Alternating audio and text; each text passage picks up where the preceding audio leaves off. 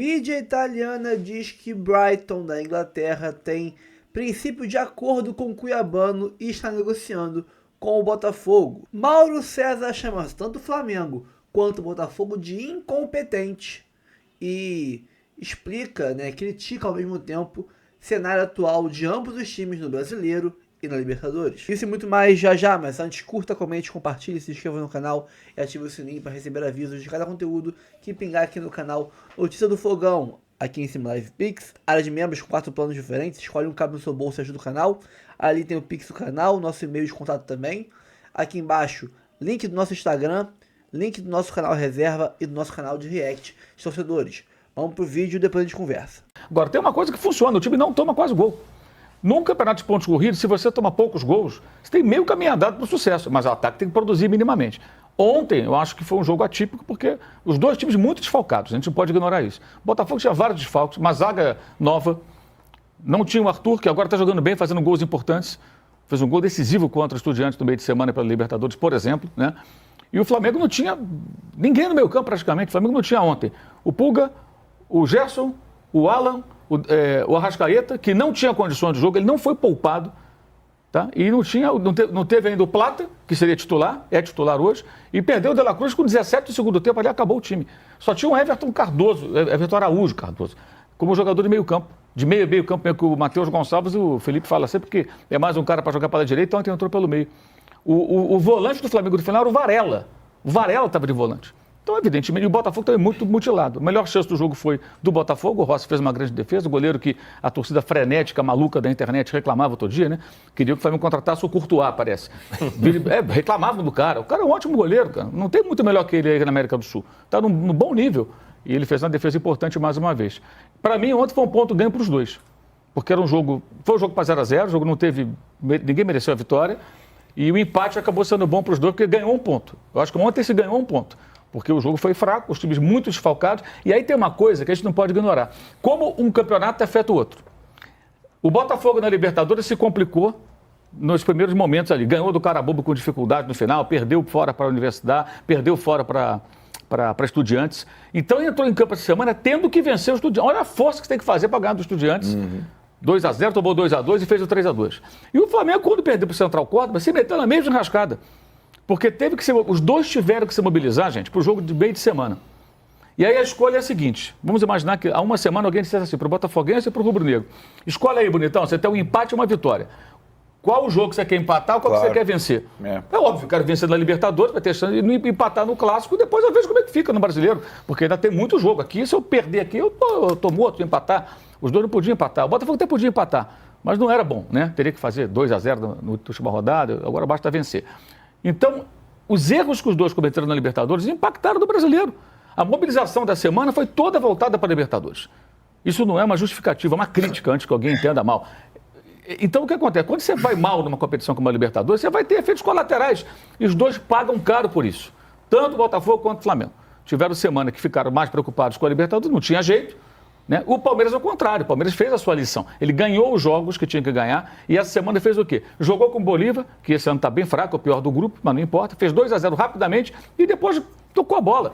Não se desgastou. O Palmeiras se preservou, além de fazer um rodízio muito intenso dos jogadores, muito bem feito até agora, para o jogo mais difícil, que era o jogo do Bragantino. O Flamengo e o Botafogo não, tiveram que fazer um esforço para ganhar seus jogos. Tivessem feito o dever de casa antes, o Botafogo jogaria com o Estudiantes, se empatar, não tem problema, se perder, não estou eliminado. O Flamengo ele deu a mesma coisa. Então fica aí uma lição que eu não sei se vão aprender. Quando você tem essa fase do campeonato, e você tem um time que quer competir, não pode vacilar na fase de grupos. Os dois pagaram caro por isso. Acho que hoje isso impactou na qualidade do jogo e no comportamento das duas equipes ontem no Maracanã. Acho que por isso um jogo muito fraco também. E isso, repito, não é uma passada de pano, é uma crítica. A incompetência do Flamengo e do Botafogo desagou nessa semana em que os dois foram mal e perderam o contato com o líder do campeonato. O Botafogo também não pode esquecer, é o campeão. Ontem eu escutei no final da transmissão assim, não, o Flamengo não foi bom, para o Botafogo foi a campanha de recuperação. Campanha de recuperação que você aumenta a distância para o líder? Que diabo de campanha de recuperação é essa? O Botafogo tem um elenco caro, é o campeão da Libertadores, é do Brasileiro, então deveria ser questionado também. Por que está tão longe do líder? Não é isso? Tem tanto dinheiro que você colocou ali, enfim. Saiu um gol, um negócio de comemorar, nada. Quer tá? gol? Quero. Sobrou lá em São Deixa eu Januário. botar aqui que eu tô precisando. Então vai, tá precisando. Aqui, ó, o resultado deixou o rubro-negro mais... Ah, esse negócio de rubro-negro, né? E o Palmeiras, hein, Venê? Roda o VT. Não tem Roda jeito. o VT. Rodou. Um erro na saída de bola do Botafogo proporcionou a melhor chance do Flamengo no jogo. Luiz Araújo viu John brilhar no clássico dos goleiros no Maracanã. Foi uma bola que acabou desviando, né? Eu procurei posicionar rápido também, porque acabou andando na saída de bola. E fui feliz, graças a Deus. Esse, acho que, igual eu falei, né? Um ponto importante, o Campeonato Brasileiro é isso. Quanto mais a gente somar melhor de fora de casa, também vale a pena. Valeu. O Botafogo respondeu rápido na batida perigosa do Cuiabano. O time alvinegro ainda assustou no primeiro tempo com Juan Cruz e na cabeçada do Igor Jesus por cima. O Flamengo voltou assustando com Everton Araújo no segundo tempo.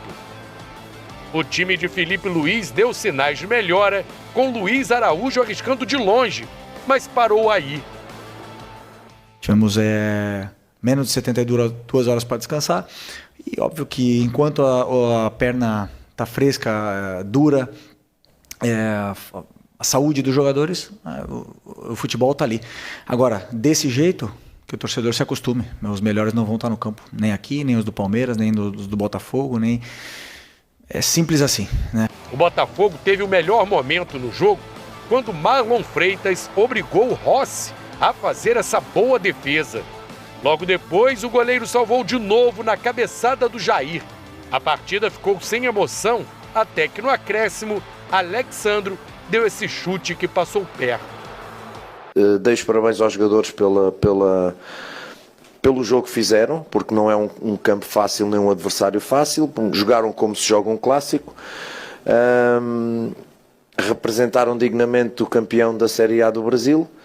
E acho que de facto a melhor oportunidade é nossa e que podíamos ter feito golo aí, mas obviamente entendo que o empate é justo.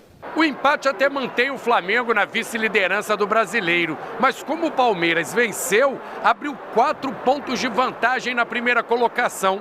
Já o Botafogo segue na 9ª posição, a 4 pontos do G4. É um campeonato de pontos corridos, não é um mata-mata Palmeiras e Flamengo só. A gente tem que manter a regularidade de não...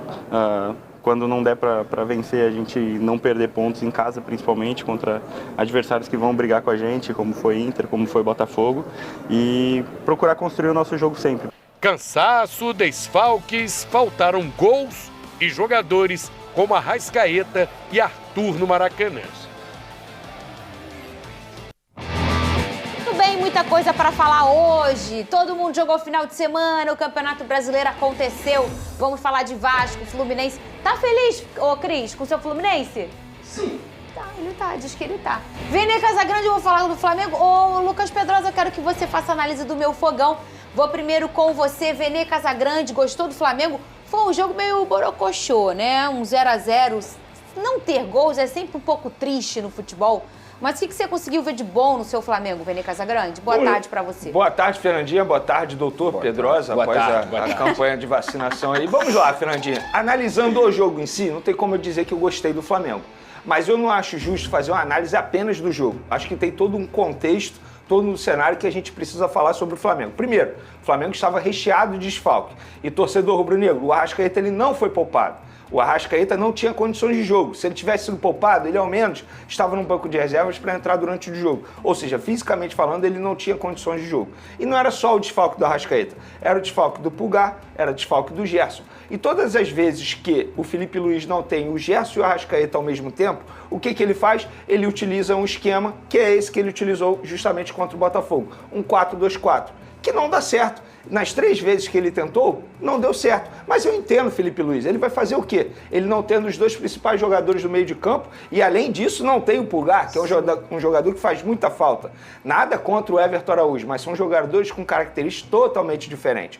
Então, no ponto de vista tático, eu acho que o Flamengo fez até um bom jogo no primeiro tempo, organizado. Mas no segundo tempo ficou um time extremamente desorganizado. Individualmente falando, alguns jogadores foram abaixo daquilo que se espera. O Luiz Araújo, por exemplo, não fez um bom jogo. O próprio Pedro, que fisicamente falando, precisa evoluir sim, isso ficou nítido ontem, mas eu, ao contrário do Felipe Luiz, eu não tiraria o Pedro quando ele optou por tirar o Pedro. A gente pôde ver o Matheus Gonçalves, que a gente sempre pede aqui minutagem para ele. Ontem ele teve a chance, mas entrou no segundo tempo muito mal também. Eu acho que o Wesley, muito torcedor rubro-negro está criticando a atuação do Wesley, mas num ponto de vista tático ele foi muito importante porque ele neutralizou o Cuiabano, que é uma peça fundamental do Botafogo. Então, taticamente falando, o Wesley foi muito bem. Individualmente falando, a gente pode discutir. Fico aqui lamentando o cartão amarelo que ele levou, ele vai ser desfalque contra o Palmeiras na próxima rodada. Mas para mim, o grande jogador do Flamengo, até mesmo da partida, se eu tivesse que eleger um jogador, seria o Léo Ortiz. O que o Léo Ortiz jogou ontem? Ele jogou muita bola como zagueiro, jogou como volante, fez todas as funções, deu passes importantes. Outro que foi muito bem também, o Alexandre. Assistiu o Alexandre em loco, de perto, é uma aula de futebol. Joga muita bola o lateral esquerdo do Flamengo e é por isso que o nível cai tanto quando ele não está à disposição e entra o Ayrton Lucas. Então acho que esse empate foi muito justo. Óbvio que eu lamento porque eu queria ver gol, um empate com gol acho que seria mais bacana para o público, para a torcida do Botafogo, que fez uma bonita festa, embora fosse minoria, obviamente, a torcida do Flamengo também fez uma bonita festa, mas o empate em si, ele não foi injusto, pelo contrário, foi um empate muito justo. E ali no segundo tempo, acho até que o Botafogo ficou mais perto de fazer o gol do que propriamente o Flamengo, porque eu repito, no fim das contas, o Flamengo ficou muito desorganizado. O próprio Felipe Luiz falou isso, mas não tem como criticar o treinador, porque o treinador estava sem suas principais peças, tanto é que o Flamengo terminou com Varela de volante.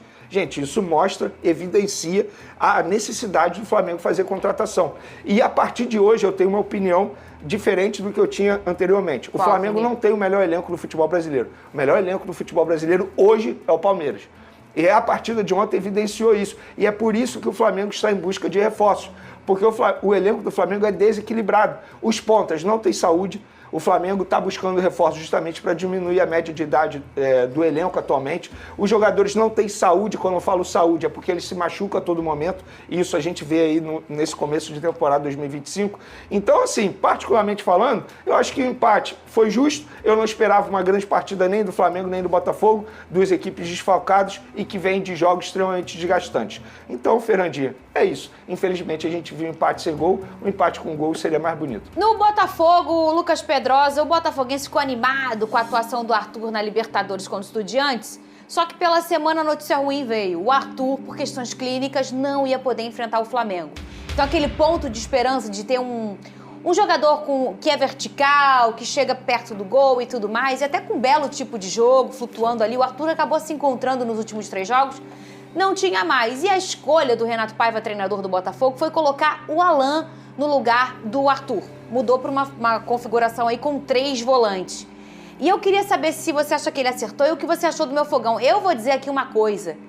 Que partida fez o Alan? O Alan foi, assim, um mordedor, ele foi um intimidador, ele foi um procurador, ele fez tudo que um jogador, na função dele como volante, precisa fazer. Eu achei nota 10 o Alan.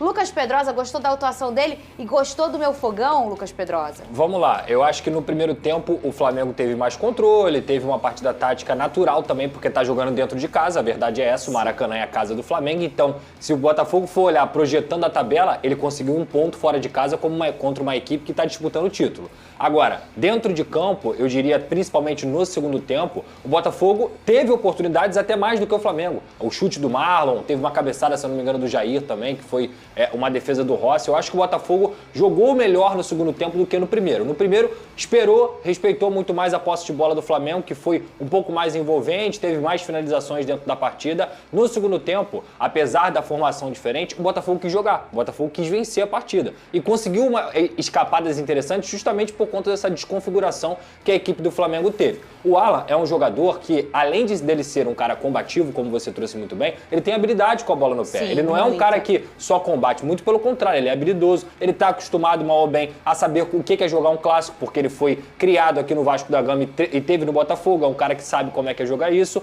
mas o Arthur faz muita falta. E ele faz muita falta por conta da dinâmica ofensiva do Botafogo. Quando ele está jogando, ele consegue flutuar pela direita e pela esquerda. E ele traz o Juan Cruz para sair um pouco da área e deixa o Igor Jesus um pouco mais isolado, digamos assim, mas com condição de você conseguir confundir a defesa. O Juan Cruz ontem, e mais uma vez, ele fez uma partida muito ruim. fez uma partida muito abaixo do esperado. Fez gol contra o Estudiantes, mas ele também não tinha feito uma grande partida. Então é um jogador que o Renato Paiva está insistindo, mas que não consegue dar as condições para o Botafogo conseguir ofensivamente furar uma defesa como o Flamengo, que tem, por exemplo, o Léo Ortiz jogando muita bola. Então, assim, o Igor Jesus sentiu o Igor Jesus mais isolado ontem. Tem que parabenizar de novo a partida do Marlon. Eu acho que o Marlon é chovendo molhado, ele joga muita bola, é impressionante assim como ele não sente o jogo, como ele consegue dar outra dinâmica ao Botafogo. O Cuiabano também, o nível de competição do Cuiabano dentro do jogo é muito importante. Então assim, eu gostei muito do Botafogo, Fernanda? Não. Mas eu acho que o Botafogo fez uma partida ruim? Também não, longe disso. Ainda mais levando em consideração os desfalques. Talvez ele tenha demorado um pouco a mexer, como a gente estava comentando aqui. Foi colocar o Santi lá no final.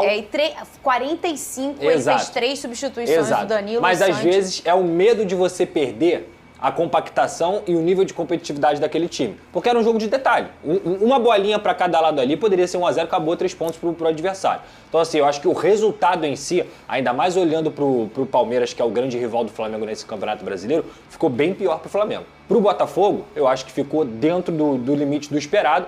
Poderia ter ganhado, mas dentro do limite do esperado. Por quê? A gente já comentou aqui, eu não acho que o Botafogo vai disputar mais o título do Campeonato Brasileiro. São 10 pontos agora de diferença pro Palmeiras. Então, o Botafogo empatou fora, mantém a sua campanha entre os 10 primeiros colocados, digamos assim, que é aquilo ali. E o Botafogo, para mim, em 2025, é foco nas Copas. Foco na Libertadores, foco na Copa do Brasil e manter o Campeonato Brasileiro bem desenhado, até principalmente os seus reforços, digamos assim, caseiros, voltarem. Como eu ainda sonho...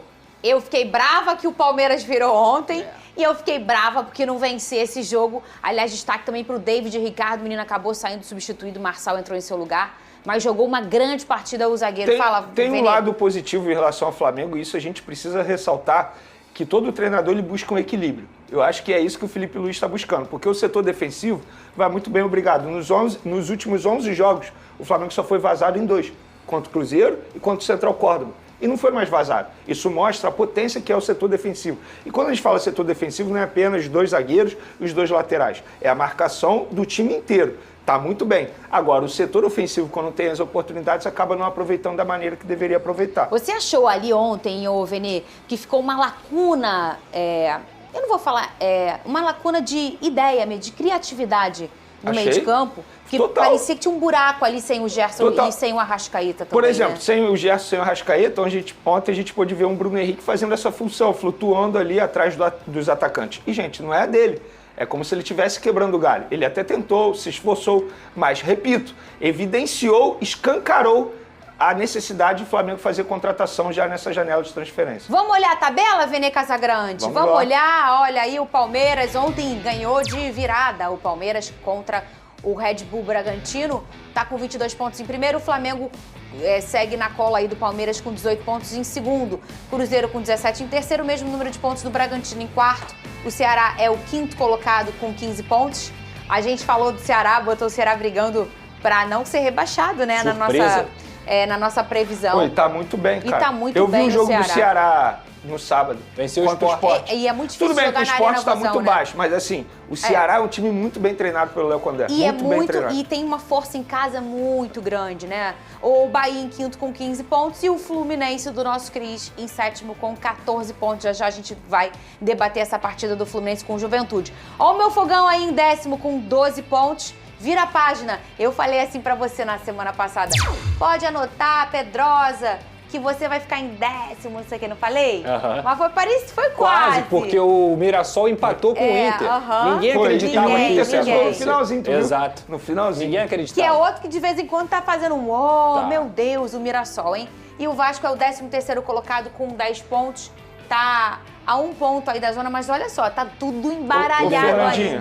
Só um comentário sobre Flamengo e Palmeiras, porque eu passei rapidinho. Ontem eu falei sobre isso porque isso é uma informação, a pessoa do Flamengo me falou isso. Por exemplo, no jogo de ontem do Palmeiras, a média de idade do Palmeiras, segundo essa pessoa, foi de 25 anos. E a média de idade do Flamengo na rodada foi de 28. Sendo que o Palmeiras tem um goleiro de 37 anos. Obviamente isso aumenta a média de idade. E é um goleiro. Então, assim, é por isso que o Flamengo quer melhorar o elenco. Porque está fazendo um comparativo com o rival direto na briga pelo título atualmente, que é o Palmeiras. E a média de idade faz muita diferença. Faz diferença, mas eu acho que a qualidade também. E o Flamengo eu não vejo atualmente, o Palmeiras muito melhor que o Flamengo. Aí é vejo opinião em elenco. Também, né? Eu acho o elenco muito mais equilibrado. Não, muito melhor não. Eu vejo melhor. É mesmo. Eu sou Não sei nem se é melhor. Também não sei se é melhor, não. Pra mim não é. Eu acho que assim... Pra mim, a gente tem hoje um Palmeiras extremamente maduro no seu treinador. Por exemplo, e aí ele sabe usar a peça se na hora certa. Se o Palmeiras perder um atacante, o Vitor Roque, vai ter um atacante que não vai ficar no mesmo nível, mas vai ficar perto. Se o Flamengo perder o Pedro, tem outro atacante? Se o Flamengo perdeu a Arrascaeta, tem outro meia? A gente, na minha opinião, talvez o time titular do Flamengo possa ser melhor do que o do Palmeiras. Mas do Palmeiras hoje é muito mais equilibrado. Muito mais equilibrado. Eu acho que esse equilíbrio... O nível cai gente. menos. O nível cai menos quando o Flamengo perde os principais jogadores, o nível cai demais. Quando o Palmeiras perde os principais jogadores, o nível cai menos. Entende? Por isso que eu considero mais equilibrado. Mas eu não concordo. Eu acho que o Flamengo tem um melhor elenco. Eu só acho mesmo que a gente tem um cara nesse futebol brasileiro que tira a paz dos outros, que se chama Abel Ferreira. Este homem ele é incrível. Há quantos anos ele briga por título? Ele deixa o Palmeiras no topo brigando. Os pontas do Flamengo não rendem, cara. Mas eu não vou falar. Sabe, assim, a gente fala que, beleza, é o melhor elenco, mas vamos lá. Será que o Michael, de fato, é um jogador que é para ser titular hoje no Flamengo? E quando ele é reserva, ele consegue entrar aí bem? Entende? Eu tô dando um exemplo aqui. Eu acho que sim. Ele já não foi... Quando ele voltou, a torcida não comemorou? Ele fez 2 jogos bons e depois parou. Mas ele já foi esse cara, ele não esquece como ele joga. Ele foi em 2022. Mas ele não esquece como joga. Mas o tempo passa, a idade Eu vem. entendo, mas eu não acho que a idade vai colocar se é melhor ou pior. Eu acho que é a qualidade. E eu ainda acho que o elenco do Flamengo é melhor. E é momento, gente. Eu acho. É o momento. Há um mês atrás, o povo tava brigando que o Palmeiras não ganhava. Por exemplo, o Cebolinha é um jogador que, assim, eu cansei de defender. Mas hoje eu não consigo mais defender. Porque o jogador ele não consegue render. Engraçado que quando ele faz 2 jogos bons, ele vai lá e se machuca. Mas sabe, ele vai lá e tem um problema físico. O problema não é tecnicamente, o problema é físico. Não, mas a técnica dele que é a mesma coisa que o De La Cruz. O De La Cruz Cruz é outro também. Gente, o De La Cruz não consegue fazer 5 jogos seguidos com o Flamengo em alto nível. Ele não consegue, porque ele se machuca. Isso explica por que o Flamengo quer fazer contratação. Porque o Flamengo entende. Com certeza. O Flamengo entende que saúde, a palavra saúde... Para a intensidade que o Felipe Luiz exige, né? Mas é algo que a própria diretoria precisa ser cobrada. Porque o Juninho veio no início do ano e todo mundo alertou. O Juninho não é um jogador do nível do Pedro. O Juninho não é um jogador que pode substituir o Pedro. E o Flamengo não fez contratações. O caixa não tá tão bom e tudo mais, beleza. Então, a necessidade de contratações, eu acho que ela existe. Principalmente por reserva do Arrascaeta. Que eu acho que não tem ninguém que faça a função dele. Mas, cara... E aí eu concordo com o Vanier, não em análise de elenco, tem que cobrar individualmente esses atletas. O Bruno Henrique, gente, mais uma vez, a partida do Bruno Henrique foi triste de se ver. E ele não consegue dar a movimentação necessária para poder suprir o Pedro. Aí você olha o Michael, tá mal, o Cebolinha não consegue render. O Luiz Araújo é outro que oscila, faz um jogaço e depois faz um jogo não tão bom. Então assim, talvez não sejam os nomes, talvez sejam a individualidade desses jogadores e o momento, que eles não estão conseguindo render. E o momento. Porque assim, esse time do Palmeiras é o mesmo que jogou lá contra o Corinthians e perdeu.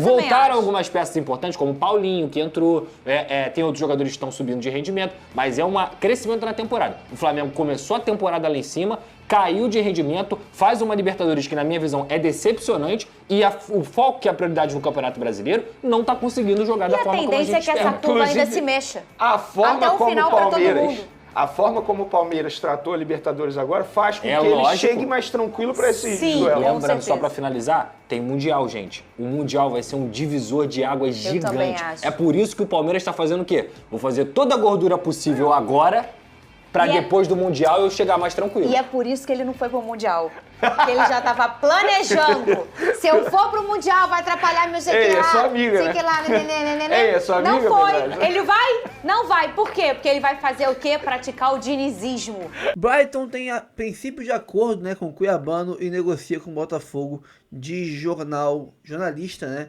italiano. O Brighton chegou a um princípio de acordo com o lateral esquerdo Cuiabano por um contrato até 2030 e agora negocia transferência com o Botafogo, segundo informou nesta segunda-feira o jornalista italiano Niccolò Stira, especialista em mercado internacional de transferências. Na última semana, o portal britânico The Athletic havia noticiado que o Botafogo rejeitou proposta do Brighton, a primeira de 5 milhões de euros mais 2 milhões em bônus, a segunda de 5 milhões de euros mais 3 milhões em bônus, totalizando 50,5 milhões de reais na cotação atual. Nottingham Forest e Fenerbahçe também de olho em Cuiabano. Neste domingo, o site britânico on the Minute, né? Colocou o Nottingham Forest na briga pela aquisição do lateral, né? Que também está na mira do Fenerbahçe da Turquia. Cuiabano tem contato com o Botafogo até o final de 27, ou seja, daqui a 3 anos, 2 anos e meio de contrato, né?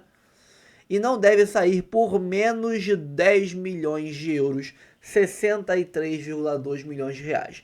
Para mim, é isso aí, é daí para cima. Eu vejo o Cuiabano com um valor ideal ali de 80 milhões. 80 milhões ali de reais, é um valorzinho show pelo Cuiabano.